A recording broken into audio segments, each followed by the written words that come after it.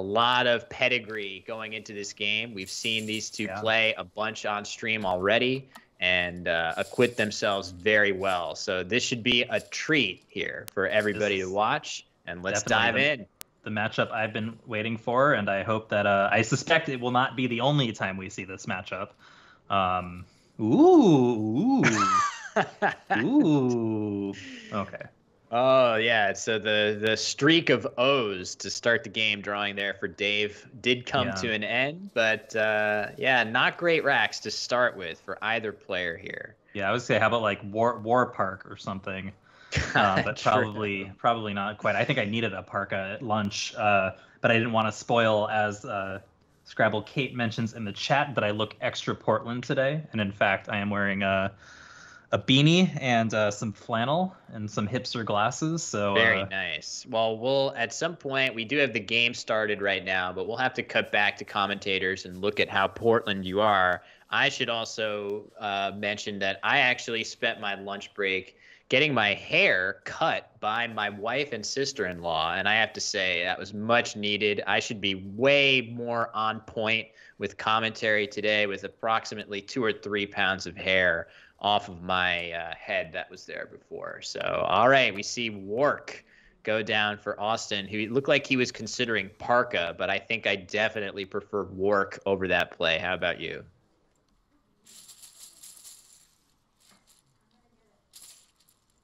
Did I lose you there?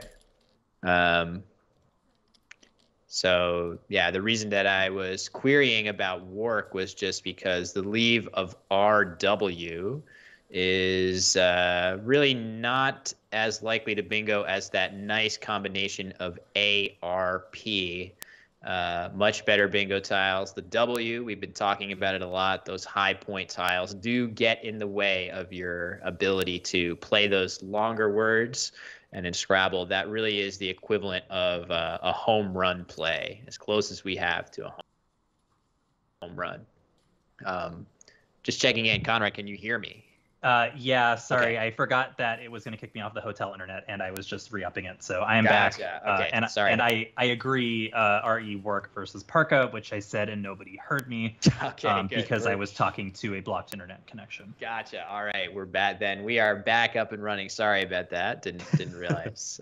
No, all good. Cool. I'm just glad the internet at this hotel. I'm down the street at the Magnolia Hotel. Certainly recommend it to people. When the jury always seems to fill up every year for future years. Yeah, and as we were talking in the morning session, definitely with all of you guys in spirit here from New Jersey. Wish I was with you guys in New Orleans, but I figured it is, pretty reasonable to do commentary remotely, but certainly in the future would love to be on site, getting some interviews with the players, doing some other forms of media to augment the broadcast. But we are just thrilled to have live Scrabble to showcase in this way, and hope you guys are all enjoying what the broadcast so far, as Dave plays Wound or Wound. However, I guess it's better to say Wound, just because that implies correctly that you can put an S at the end of it. Yeah. And Austin plays Vamp immediately. That's one of those things you love as a Scrabble player, where you're like, oh, my tiles are kind of bad, I guess I could make this play. And then your opponent plays something such that you're like, whatever play just became an amazing play. Yeah, that is like the opposite of this horrible feeling of having a great play or having a bingo, getting it blocked by your opponent, which is something that any Scrabble player, once you start to see, well, any Scrabble player, even if you aren't that accustomed to finding bingos, you're still used to finding that perfect spot that you'd love to play, getting blocked by your opponent. It's very relatable Scrabble feeling, I feel like. Yeah. And obviously part of that is you just have to remember, if the spot that you want to play in is good enough to make you want to play there, your opponent probably likes it too. So all right, quick moves coming in from both players. These seem relatively uncontroversial. Yeah. Maybe there were other things that could have been played with Wound for Dave, but those are really, I don't know, nothing really distinguished itself. I guess Yeah. Odeon was a reasonable choice there for Dave, huh? Odeon would have left O or NU. GN. It would have left. Oh, was there a U? Okay, sorry. Then I wrote the rack wrong. Sorry, which we're talking just now, or you're saying? Oh, you're saying. Sorry, I thought you meant the first turn. I'm like, I don't think he had a D, but yeah. Oh, so just now, Odeon looks like a pretty solid play. Yeah. Yeah, DEN is the leave after Goon, and NG the leave after Odeon. I think I would always prefer DEN in a vacuum, but 7 more points for Odeon, and maybe you pick an I that sweetens the deal a little bit with that NG combination. So that's very close plays. I'm not going to consider that to be any kind of big mistake. Just wondering if Dave saw Odeon, because I feel like he probably would have played it if so. But it has all those overlaps. So I'm guessing it might have eluded him at that moment because he did play Goon pretty fast. Yeah. So either way, these are not. This is not like a game-breaking thing. These are totally reasonable. And Dave has. We'll see. I don't think he's likely to get a letter for like defunded or something like that. But how about defunct? To remove the funk from, to defunk, if he's going to try that through the K of work. I don't know about that. It's a clever try, but Dave might be able to get away with stuff like that against players of a lesser caliber than pretty much anybody that we're seeing on stream, let alone Austin Shin. But the players in this field are a little too strong for that. I think I can definitely recall the days when Dave was playing with the double challenge rule. I think I have you must have more stories than I do, but he has played some amazing phony words against some opponents in double challenge. He just has nerves of steel, I feel like. And realizing that he is. Yeah, well, didn't he play like Binox or something as a triple for like. That's possible, but he played this in TWL. Necroscopy. Oh my God. I mean, that's amazing given that it is a word, right? Like it just happened to not be valid in that dictionary. So yeah, but he's played that. He's played okay, so there's Dave is some crazy ones. Yeah. So he can get creative, but in 5-point challenge you really can't get too creative just because your opponent has every incentive to challenge. So an interesting play by Austin of just Vin here. No attempt to get rid of the O as well. Maybe there was no way of playing that O without creating more counterplay than Austin was comfortable with. And he's drawn a bingo. So yeah, I mean, I think that was the idea, is just try to keep it open as much as possible, or sorry, keep it closed as much as possible and try to force Dave into doing the opening, knowing that he's keeping a pretty decent lead. I think this is kind of what he was hoping for. And note that I don't think he only has bailers here, yeah? Oh, kilobars. Oh, my God. Yep, good call. Because he had kilobars last turn. I'm like, wait, oh, no, he just drew the B to go with another I. He really has kilobars. Oh, so there is an absolute crusher of a bingo that Austin is threatening here. From the K of work down to the triple word score of, oh, there it is. He spotted it. You see, he just changed his rack from Baylors to kilobars. Yeah. And man, what can Dave really reasonably do that has any chance? He could play funked. Yeah. Oh man, he's gonna play vamped, which looks fine, honestly. Yeah. And through no fault of his own, Dave is about to get hammered with a pretty big bingo here. Yeah. Yeah, sometimes it helps to have the foresight of Will's orb in order to know what's coming. But this is not one of those times that Dave had that foresight. So immediately, Austin wasting no time. That's definitely, in this situation, looking at the board as it's currently constituted, if you were to concoct any wild imagination of what would my best possible play here, it would be a bingo from the K that reaches the triple word score. And sure enough, Austin has that, so there's no point wasting any time. He plays it instantaneously, and on we move to the next turn. on we move. It looks like Dave, drew halfway decent tiles, but no bingo here, which I think is what he would have really, really liked. Maybe Furry or something could come down, but we now know that Austin is drawn pretty poorly, so. Furry looks pretty good through the R of kilobars, getting rid of the F and the Y. Another possibility would be just to play something with either Goonie or just even plop your Y down with Viney and Woundy. You could do that if I mean that doesn't have the advantage of using up your U, but maybe leaving just Funder is good enough. I don't know. I mean you have some chance of drawing some bingos there. Maybe they're not as good as you would need them to be. So it might be better to play Furry.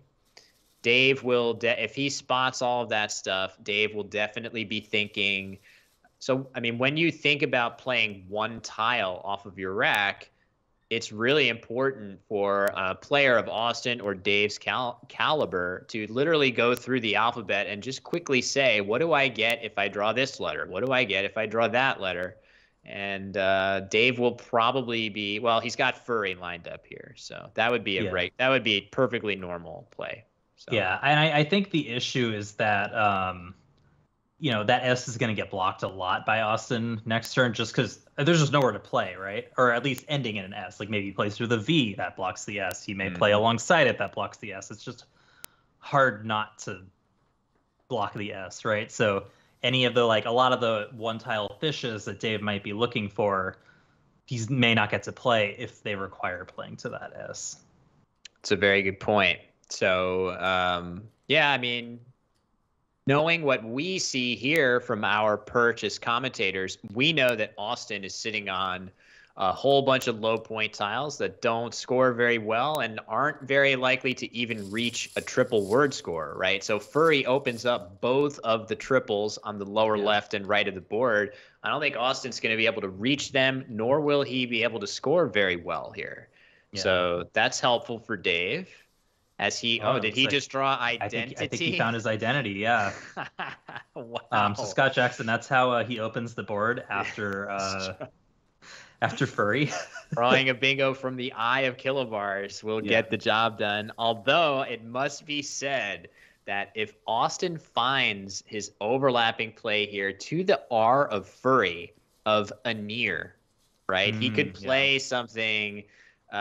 Amazingly, Austin not being able to reach either triple in the lower left or right, as I said, that might cause him to play more of an overlapping play alongside Kilobar. That being said, I also think, oh man, and that would be a crusher for Dave. It is. It is, man. But Dave will come back with a Diddy, right? That's still pretty solid. True. That's a great point. Yeah, good point. So honestly, this removes some volatility. Obviously you want the bingo, right? But at least in this case, there's nothing crazy that Dave's giving back with his play. So yeah, and identity would have placed a Y in the triple lane, which that's not that makes me uneasy. Putting a Y in a triple lane in that spot allows your opponent to dump a lot of high scoring letters for a great score a lot of the time. So Dave doesn't get his bingo, but he's going to score really well and open the board a bit more in the process. So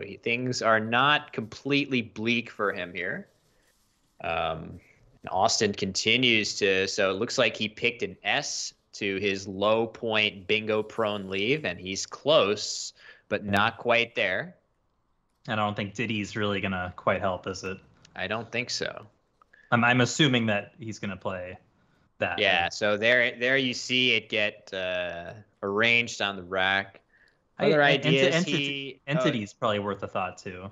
Entity in the lower left. Yeah. Yeah. Sidewinder points out potentially tied going down, making one and bed. That's intriguing. It doesn't open the board quite as aggressively. Yeah, it does preserve the S hook, but then again, Dave doesn't have the S, so it's hard to know which pathway is better for him. Yeah, close plays here. What would you take? You got 35. You got Entity for probably a little more than that, right? Yeah, for 38, Yeah, 38. I think Here's tied. okay, there is tied. I'm actually feeling like I kind of don't mind Entity simply because the sevens lane parallel to Anir, where he just played, was really, really permissive of pretty much any bingo ending in an S, a D, an R, Lad, Lar, all of those things would still fit there. Yeah. Obviously, Austin might have an X or a W or something that incentivizes him to play in that spot. But I kind of don't mind, from Dave's perspective, taking a nice big helping of points in the lower left where it's not blocking anything actively, whereas tied actually kind of blocks a little bit. It's harder after that play to play 7-letter bingos that don't contain an S. So that being said, Entity in the lower left does prevent you from, well, not completely, but effectively prevents you from playing through that V of Vin to open more space along the left side of the board, which you may want to have in your back pocket as a way to create more space at some point. So very close plays. Do you have a favorite play, Conrad, there? No. Yeah, it's close. You had a better description. I'm just like, no. The main thing I can think of is that this play does ensure that the board is going to be able to stay open. Like, that lane is very hard to block. You do run into some issues of like Entity, and then it leaves Austin an opportunity to play, 3 or 4 tiles down, blocking both Warks and everything else. It's going to depend if he happens to have the right tile to do it, but he could really take good control of the board with the lead. So that's one thing to think about. This does make it probably hardest for Austin if he doesn't have a big play, which, so far as I can tell, he doesn't have a big play. He surely does not, yeah. So Austin is in a situation here where all of the highest scoring plays available to him are through the V of Vin, and really that's just not what he wants to do here. Playing through that V to create a line or even expose the triple in a much easier place. Not what he's after. So instead, he just plays Oil. That seems safer to me. He's got an S. If I'm Dave, I'm seeing that and I'm saying, man, Austin has an S. Yeah, so that's worrisome. Yeah. It makes me a little concerned in Austin's shoes there. As Emmy Hill 65 says, y'all Scrabble chat got too many rules for me. Sorry about that, man. You don't have to obey every rule that you see. We'll loosen up the rules for you a little bit. But good comment too from Mo Green about Anir, of maybe that was sort of a clue about how Dave should approach that turn. And now Dave doesn't need any more clues after Oil.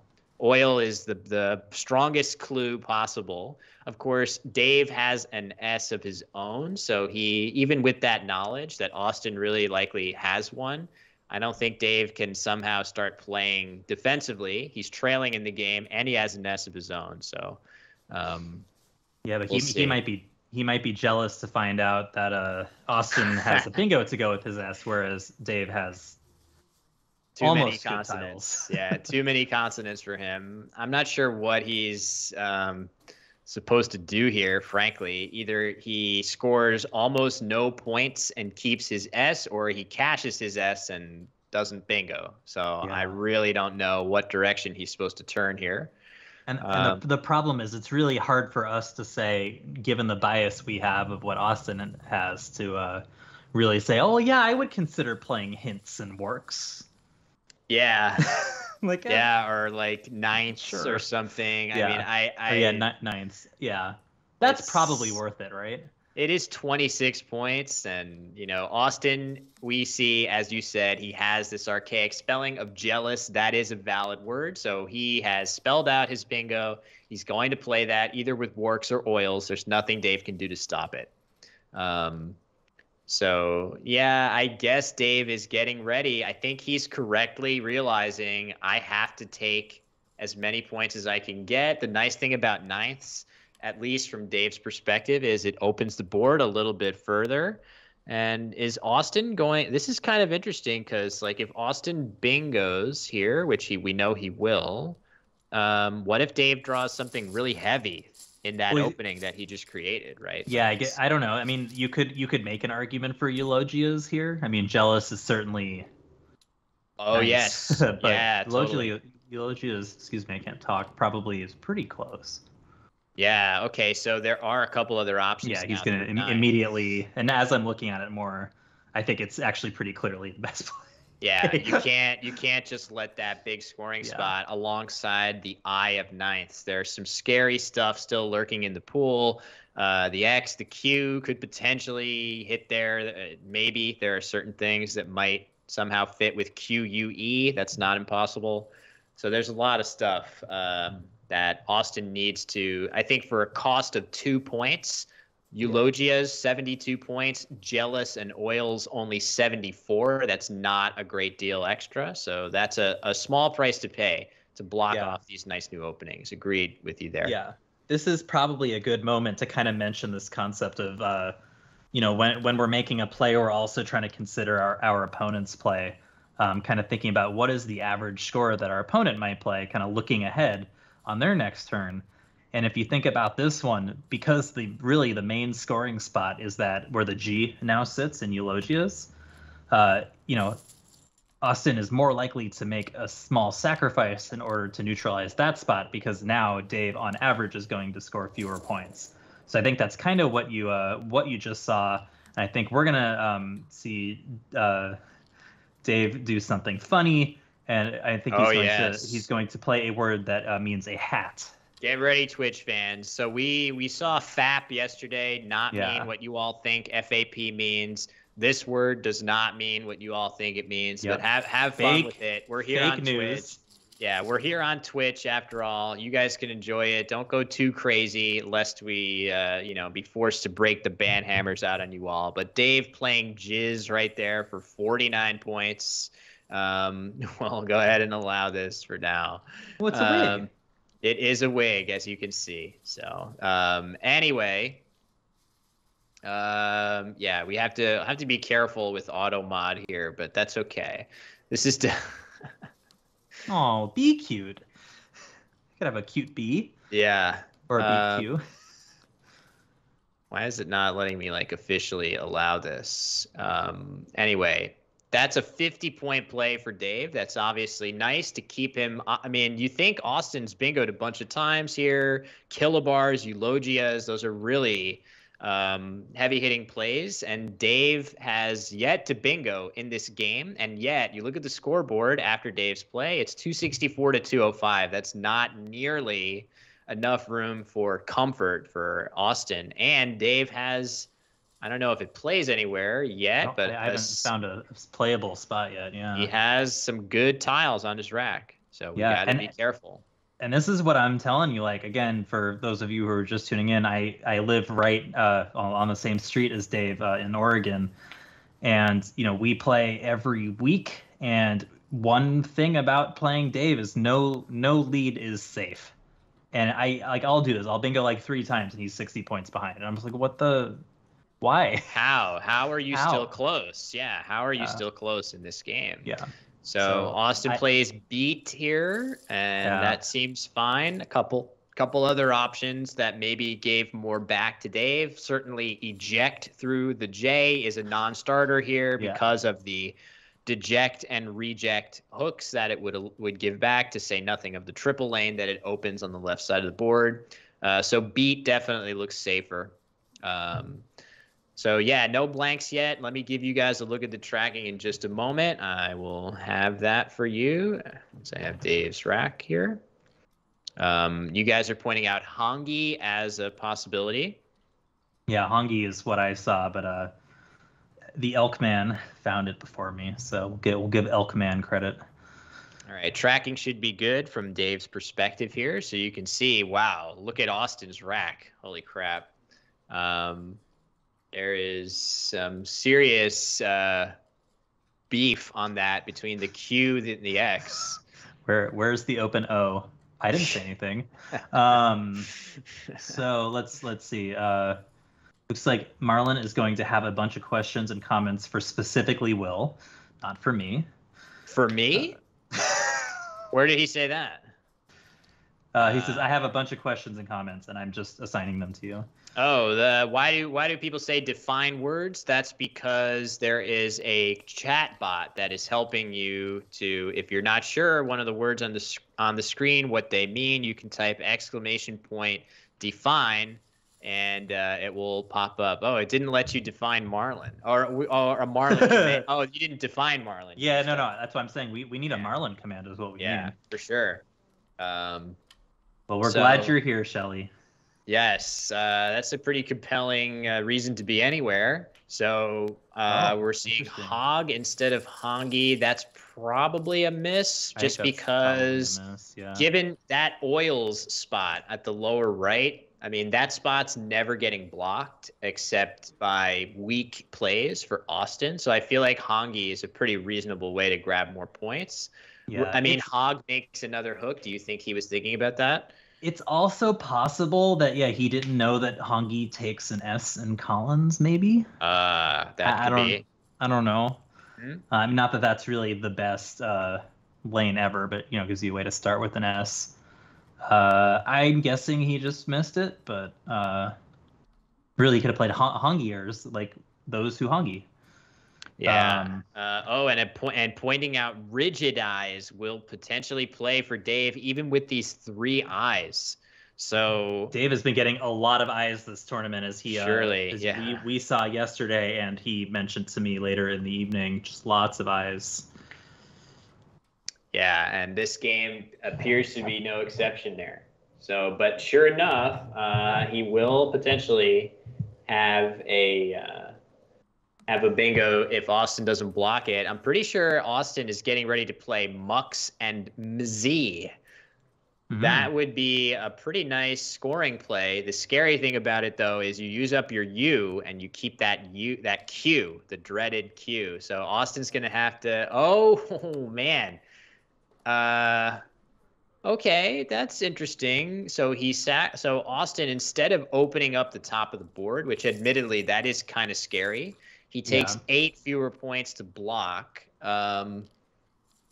I mean, there's just no great way to do anything here that both scores well and gives you any hope for the Q. So I don't know. Tricky. I don't think I mind Austin's choice there very much. I think it's reasonable. Yeah, I mean, really, it's just it forces Dave kind of into that one lane, which as we know, he can't quite hit. He does have an 8 with the V and with the L, but in neither spot does it fit into the right place. Yeah, it's tough that rigid eyes just got blocked like that. Yeah. So we might just see a one tile fish, perhaps. Is it ERS blank bingo a lot. I'm just wondering though, is it possible that he'll play jibe instead of just jib to create another lane, even though you would normally love to keep that E? If you were going to fish your I, the best place to do it would be between the J and the B. And surely in any normal circumstance, it's better to keep your E, just because the E is the best bingo letter in the alphabet. Even better than the S. Well, I don't know. Well, best bingo vowel, I should say. The S is very, very good. But actually, I think technically it is better than the S in that it is in more words, I think. I don't remember. But Kate FC. Oh, wow. Look at that. Look at that shout out. Oh, my God. That's great. Clearly Austin playing to the crowd here. Yeah. Giving a moving tribute to Scrabble. That is a moving tribute. To follow up on your point, though, Will, I think if you really want to open that lane, then play XI for 9, right? Okay. Yeah, that's true. Then you get a little more. I mean, yeah, I think that makes sense. I'm just wondering, after XI, are we there's really no way to block oils as well. So yeah, I think unless that you makes have sense. XIS. But, yeah, which if Austin has that, then there's trouble. Okay, well that's what I was thinking, right? So Dave ends up actually playing his E just to create a little more space, and I didn't hate this idea, but I kind of I don't hate it. I agree with you that maybe the way to do that was to just plop an I down there. So interesting choice. So Dave decided to draw another eye. Another eye. Oh man. Okay, so that's just that's rough, of course. So interesting to think about. Yeah, maybe burning the blank for waqf. Okay, so that's a word that definitely is going to be new to a lot of you guys out there. A word that is incredibly, incredibly useful to know in the UK English dictionary to get that Q off of your rack without the use of a U. So Austin could really consider that. Let me give Dave his points for jibe. But I mean, I think he's pretty much like he's gonna get QI for 21 is gonna be there. So I think you just address the threat right now, and then know next turn that you're gonna get QI if nothing else, and maybe something crazy happens and you can use your Q blank. All right, now we have cutie face. We did wonder if cutie was gonna get added to the dictionary. So it clearly shows up. Yeah, it seems to be. I mean, it's like overkill with the T, right? Like, how good does the T need to be alongside the Q? We already have cat, which is cat cam. We know the power of cat cam. Yeah. We need the Q to get some love with some other letters other than the T. But I think there are a number of different ways that Austin could go here. He plays face, leaving the T. What plan does he have to play like QAT somewhere? I wonder why not Bassett here. Yeah, I would play Bassett. I think may as well take the extra points. Yeah, just in general. Obviously, I get it. Could be too. I'm not looking at the tracking, so the tracking could enlighten a bit of why specifically face, facet, fact, etc. But give me a minute, I'll get that up from Dave's perspective. And then from Austin's. Yeah. Now, before fishing off the eye is like a guaranteed bingo, but and it's noted that Austin has Parquet's fits in the bottom left. Wow! Oh my God, parquet. Well, parquet, right? Yeah. From to the bottom left is going to be just an absolute monster play if Austin sees it, and I really think he will. I mean, if anything, it would be randomly missing the spot. Like I saw the word, but I didn't see the spot immediately. Yeah. It fits down there to the tune of 141 points down there. Oh my. So if Austin spots this, it is officially game over for sure. So updating the tracking to show Austin's perspective here. We know he has that Q. Yeah. So it looks like he has Quaver spelled out, and now that it's noted that Parquet fits on the right side too, that he may just not see it if he has Quaver spelled out. Yeah, Parquet fits with lip. I didn't even realize that until just now. It fits on there for over 100. Yeah, I mean at this point the game's definitely over, but okay, Quaver normally a 74-point play with the Q. You would love to see that, but actually an 141-point bomb gets past Austin here. Yeah. So Quaver, as you guys are saying in the chat, this game is effectively over anyway. Let me get the scores correct for Dave as well. So Austin's up huge here. Yeah, and I would say at this point it's worth noting in the standings that Austin is the only person who really has a good point spread. It's something like 370 points above Dave, who has the second best one, other than of course Dave Koenig, who has the tie, so that's not rendering that relevant. Yeah. Rendering his spread less important. Yeah. Yeah. Sure. So this is big for Austin to get a big win here. It's going to bring his spread to, I don't know, over 900 at this rate, but over 9,000. Over 9,000 at this point. Jeez, that's that's important. I know. Yeah. So Dave will at least finally bingo. Yeah, true. So we'll see Dave bingo here. He's got a number of 7-letter words alongside L-I. He can play soilier, noisier, a bunch of other things. So, but it will all be for naught. There are 6 tiles in the bag. The Reinked is making fun of my boomer meme stash, and I have a few memes that are slightly more recent than over 9,000, but not too many. I am a boomer. You can't expect that much of me. Well, But I will do my best. You are so much older than me that you're basically Gen X, right? True, that is true. As we have discussed, the age gap, an absolute chasm between myself and my co-commentator Conrad. So, all right, Dave looks like he's getting ready to play Soilier, which again, this will be a losing effort. How old is Will? You're 45, right? Yeah, I'm actually 46. Oh, 46. Okay. Yeah, 46 years old. Yeah.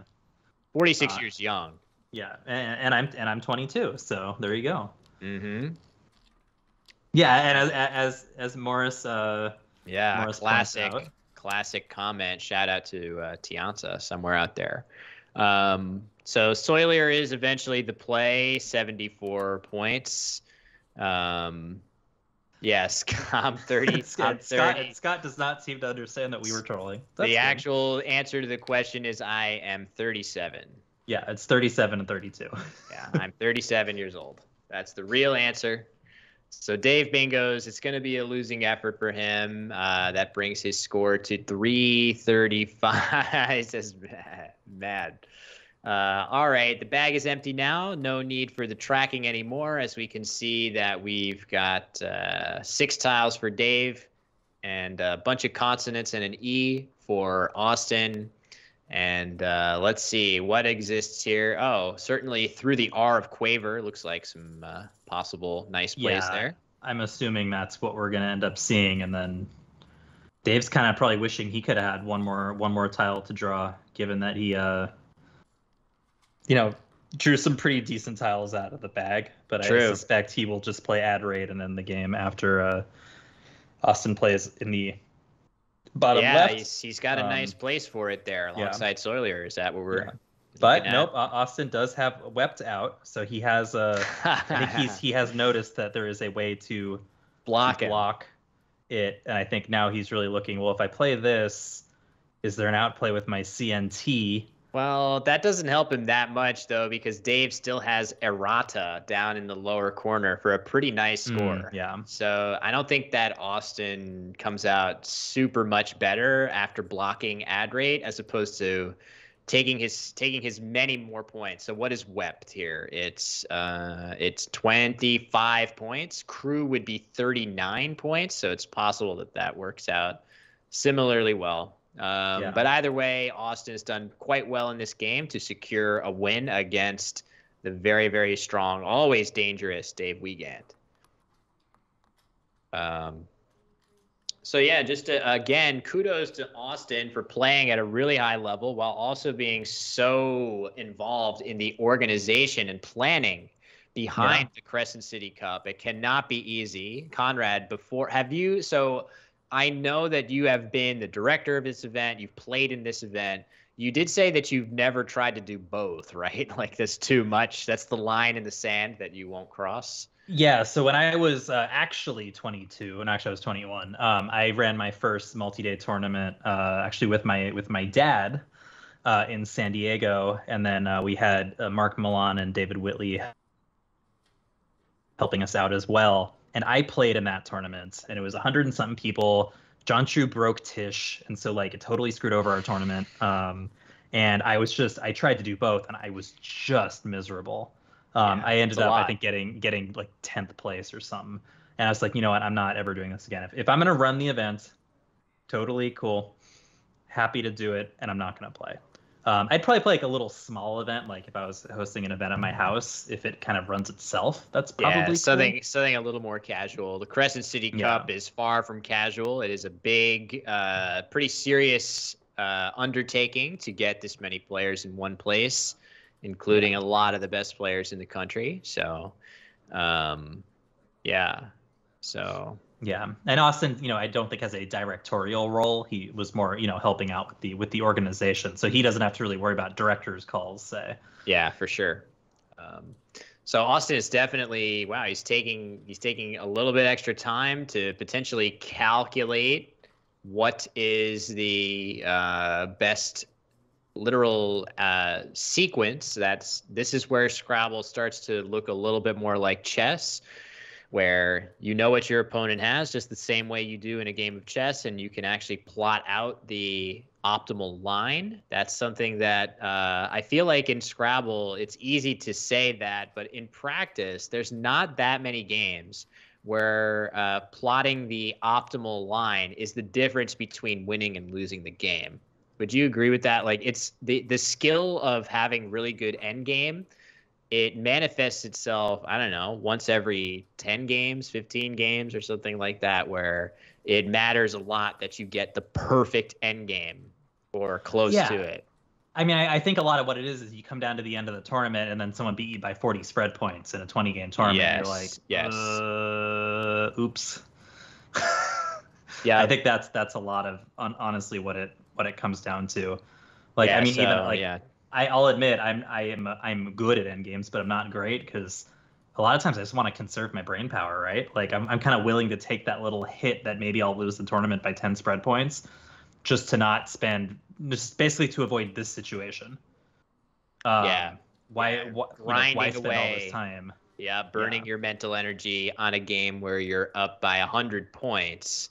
When you're going to need that energy, it's finite, right? You don't have an infinite, at least most of us do not have an infinite supply of energy to spend. If we did, maybe we could grind out every end game as best we could. But yeah, cutting corners is sort of a fact of life here in some of these tournaments, which are grueling. I know I've read many articles about chess players burning huge amounts of calories over the course of a long day of play in chess. And I can tell you, at least for myself, after a long day of Scrabble at the Nationals or anywhere, certainly at the Alchemist Cup where you play 9-10 games in a day, I just remember feeling like my brain was overheated. Like something in my head was like overclocking, basically, was the feeling that I had. I think the same general principles apply here, where even though you're sitting at a table and putting little tiles on a board and doing little else over the course of the day, you can really work up quite the fatigue over the course of a day of Scrabble. So. Yeah, and I mean, I'll be the first to say that, like, I don't necessarily think Scrabble needs to be this, like, big, huge test of endurance of, having to play 9 and 10 games a day. I'm actually not a big fan of that part of some of the international tournaments. I get it. You're flying a long way. You should get your money's worth. I tend to fall more on the lines of, like, after about 7 games, I'm about done. Yeah. 7 is typically the amount that we would play at a national championship. So, all right, crew is the play, and Dave is about to go out with ad rate for 28, which I'm sure he saw very quickly, and that's going to give us a final score of Austin Shin 472 and Dave Wiegand 375. Nice win for Austin here as he continues to work his way up the leaderboard, but we've seen plenty of Dave, and I'm sure we'll see some more of him as he is by no means out of the picture yet. It's still a game 13. That means we've got rounds 14 through 20 coming over the course of this afternoon and tomorrow.